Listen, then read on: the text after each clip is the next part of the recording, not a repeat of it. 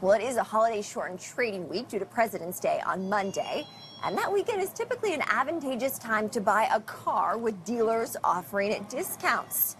Joining me now to take pulse of the auto market is well-known car coach Lauren Fix. Lauren, welcome. Thank you for having me. We're happy to have you. So what do car buyers need to know right now as it relates to their vehicle? Well, right now you're going to see a lot of expenses that you didn't have that were substantially more. Insurance, cost of repairs, maintenance, all of that is more. And we're going to see a spike in gas prices. Maybe not right now. It's rise slightly, but right after the election, we're going to see another spike in gas prices. Okay, well, I know interest rates still elevated, right? But there is some expectation, according to the Fed's forecast, that we could see rate cuts this year. Regardless of how you slice it, owning a car has gotten expensive. How much should consumers expect to pay all in, Lauren, if they do want to get a vehicle? Well, you're looking at the total costs of going from about to $12,000 on average for a year. That's up dramatically from 2022, which was $10,700. And that increase is because of expenses of gas and insurance. Insurance is one of the biggest expenses that people are seeing going up dramatically for a multitude of reasons. Just the overall cost of repairing these vehicles is getting more and more expensive. Then we had that chip shortage, and we're still recovering from that. And that has caused everything to elevate, but prices don't ever seem to decrease. How can consumers in this market then, Lauren, get the most bang for their buck? You got to do your shopping. There's apps you can use to help save money. And I don't work for any of these companies. You can use like Get Jerry for insurance. You can use Gas Buddy for gas prices. You can use Car Advise or Repair Pal to get the better prices on repairs. Use those apps to your advantage. We all go on the internet to look for prices when you're buying a refrigerator or windows or a roof for your home. Do the same thing for your car repairs. And also remember, some vehicles, if you bought them new in the last 2 or 3 years, still include maintenance. So if you have maintenance included as part of that package, save the money. Let the dealer do the work. You're already paying for it. Okay, good advice there. Now, I see Ford cutting the price of its Mustang Mach-E. That's the electric version. Are these discounts that consumers should consider? Well, if you're looking for an electric car, you should always look at the cost of the vehicle, obviously. But look at the insurance. To insure an electric vehicle is substantially more than that of a gasoline-powered vehicle. And it obviously varies based on your driving record, where you live, and so forth. But it's the cost of repairs, because of all that great technology, you're going to be paying for that as well. And then the charging station, whether you have one at your home or you have infrastructure nearby where you can charge. All those are factors, but there are really good deals that are running through the rest of this week because it's President's Week, and this is when they know they can sell a lot more cars. So do you think it is a good time to buy an electric vehicle? We're still waiting for the infrastructure to be built out. Yes, they're still expensive. What would you say?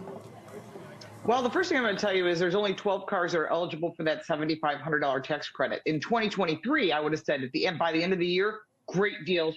Go get one. But now we're looking at the $7,500 tax credit. It's only a tax credit, not a rebate.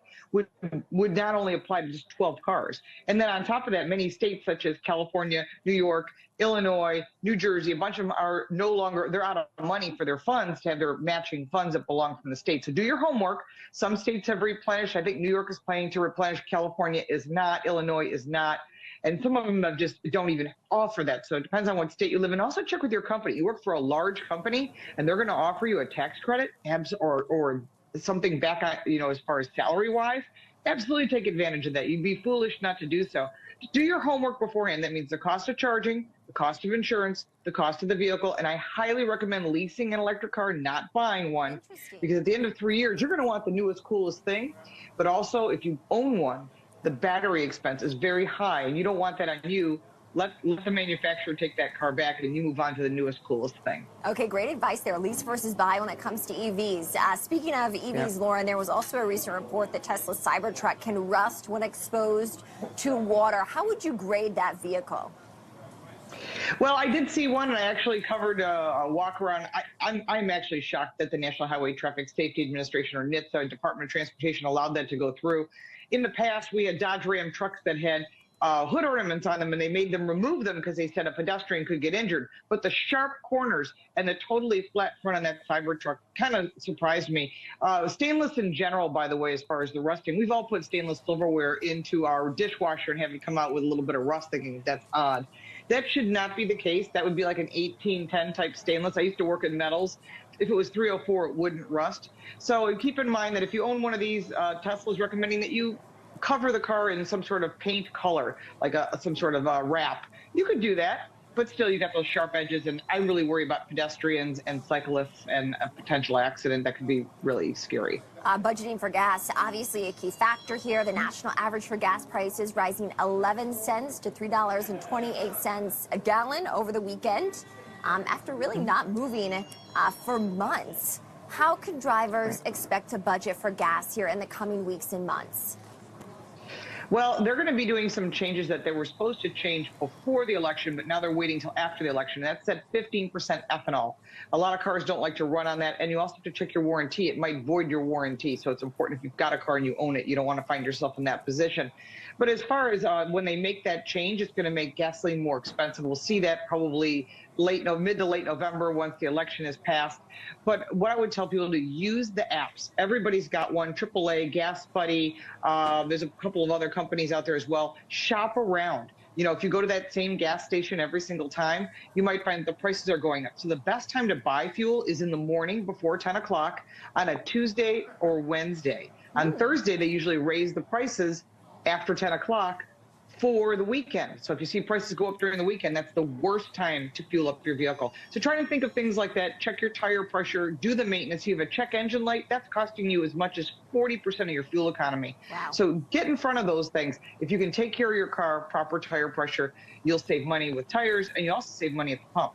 How is the used car market looking these days? During the pandemic, early on, certainly we saw the cost of those prices absolutely skyrocket. Is that still a pricey deal for customers? Well, the nice thing is used car prices have softened a little bit. We're starting to see that. Electric vehicles have dropped off dramatically. So if you're thinking about a used electric vehicle and you're going to purchase one, you have to look at all of the costs that could be coming down the road with one of those. And people say there aren't costs. There are. Their tires are expensive. The batteries are expensive. And still repairs. And there's still moving parts. There's moving parts. There's repairs.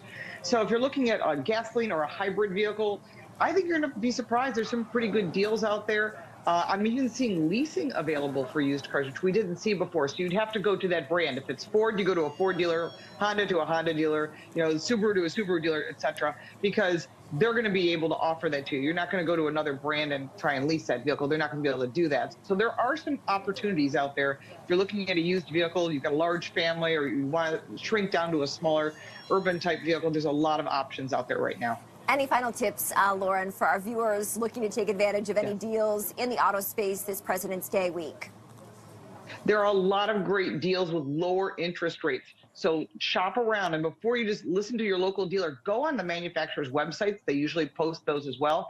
If you're returned from the military, you're newly graduated from college, you're newly married, first home, there's all kinds of incentives that if you don't ask for, you don't get. And if you're loyal to a brand, if you've always bought the Hyundai product and you're going back to Hyundai, ask them for a loyalty discount. You'll be surprised. It may not be a lot. It could be between $500 and $2,500, depending on the price of the vehicle. And the same thing is true with what we call in the industry a conquest price. So if you're going from Ford to GM or GM to Ford, tell the dealer, hey, listen, and it's all the brands. Or Mercedes to Audi. Say, I'm interested in the conquest discount. And if you don't ask, you're not going to get it. And if any salesperson says, I don't even know what you're talking about, tell me you want to talk to the sales manager, because they know. And that's one of those things that we don't tell people. That, and plus, don't lease if you're driving less than 10,000 miles or more than 15,000 miles a year. Buy the vehicle. That's your best financial bet. All right, Lauren Fix, the car coach. Lauren, thank you, as always, for joining.